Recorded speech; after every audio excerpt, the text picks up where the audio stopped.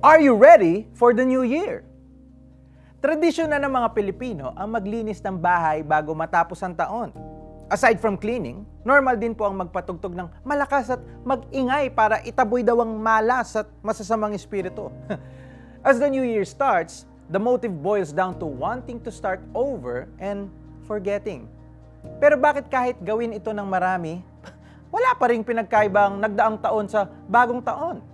Hindi pa mahiin o anumang panlabas na kalinisan ang tunay na makakapagpabigay sa atin ng bagong buhay. If you want to start the year right, here's what you should do.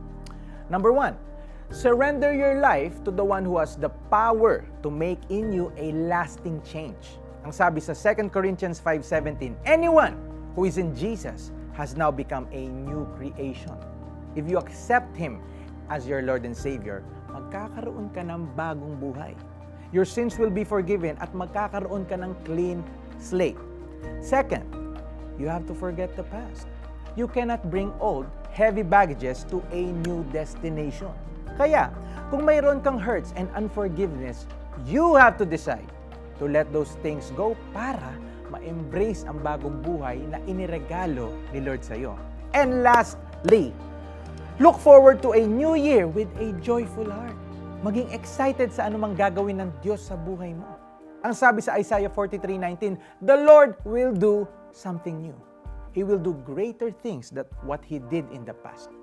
Where there have been impossibilities, God is going to make a way. Let's pray. Lord, I lay down any hurts and regrets before you.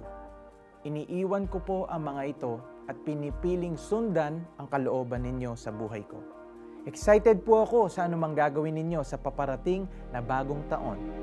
I know that this coming year will bring blessings because you will be with me.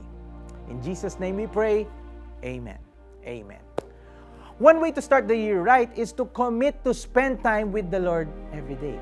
Look for a Bible reading plan and ask the Lord to speak to you every day. Masdan mo, ako ay gagawa ng isang bagong bagay.